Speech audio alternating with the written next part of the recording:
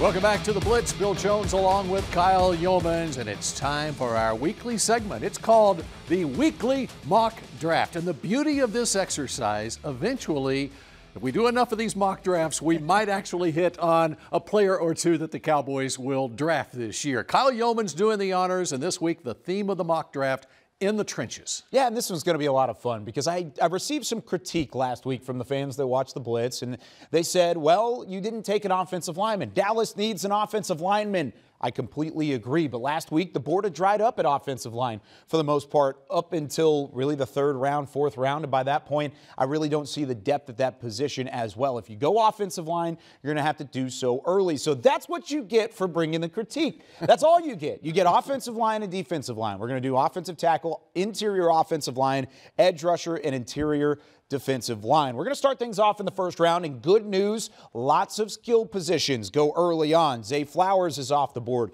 Jordan Addison is gone. Nolan Smith, who is an edge rusher, but some of these tight ends, Dalton Kincaid, Michael Mayer, all of them not available. So here are the 5 picks that are here. Steve Avila from TCU. I've seen him as high as 26. I've also seen him as low as the 4th round. There are a lot of split decisions on Avila. I think out of these potentials here, you can maybe draft an Anton Harrison out of Oklahoma, a DeJuan Jones out of Ohio State. But again, you're doing basically what you did last year with Tyler Smith. You would move a tackle inside the guard because that's where you need the guard position.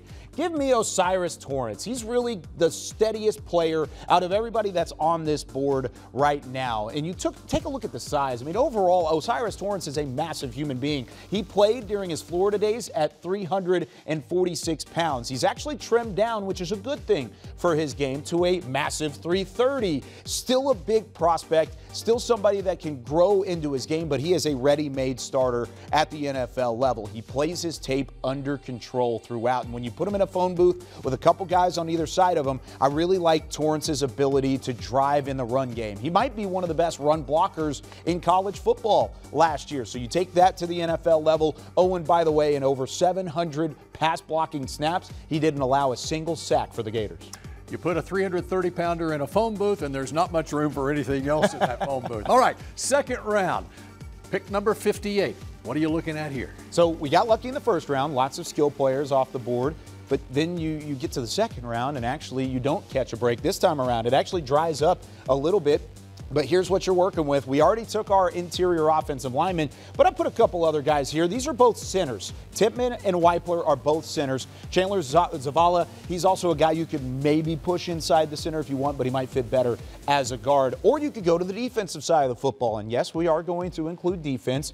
Could you add to the list of edge rushers? Because some of those interior guys that you liked with a Keanu Benton, he's inside. He was off the board as well. So I'm going to take this one all the way to Ohio State. Luke Weipler is the best center on my board. I really do like Joe Tippmann out of Wisconsin. Of course, Cowboys have had some success drafting Wisconsin centers in the past. Weipler I like because he brings the size, but he also brings quickness off the line of scrimmage. He doesn't have a whole lot of length, so he has to win at the point of attack, and he gets leverage early in these snaps. And in doing so, he wins a lot of those battles against Georgia, against Michigan State, some of the better teams, even Penn State, that he's gone up against. He's been the starter for the Buckeyes the last 2 years, and when he wins with his quickness, it doesn't affect the lack of length too much, and he was able to block quite nicely for C.J. Stroud throughout the season. I like his growth as a player. I like his ability to maybe fit into this offense as a backup center immediately. And then, of course, Tyler Biadasz,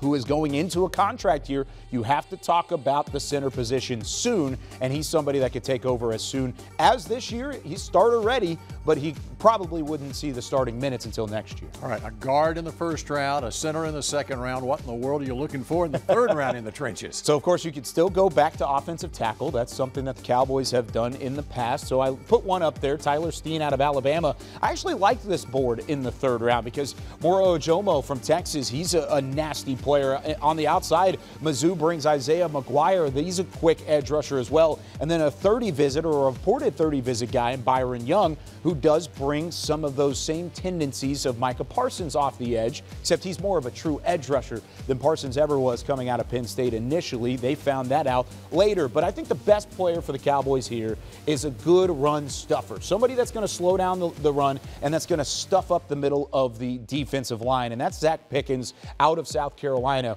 Talked about Luke Weipler and how he does not win with his length. He wins with quickness. Pickens actually wins with both. He actually has some good length, but he's quick in that one technique, three technique spot. He can play a little bit of both ways. He mostly played at the three technique, but he's big enough going to the NFL that you can put him as a true nose tackle, and he's going to bring you some pass rush ability as well as stop the run. So both of those things together in the third round, he would be rotated in as a starter, possibly even in year one. They did bring back Jonathan Hankins, which we talked about earlier in the show, but I think right now this is the best fit, at least based off of the board that we had. Zach Pickens fits that Dan Quinn defense. All right, so there it is. It's Torrance, it's Weipler, it's Pickens. It's your in the trenches mock draft. Be sure to watch The Blitz, the Dallas Cowboys report, every weekend this offseason on DallasCowboys.com.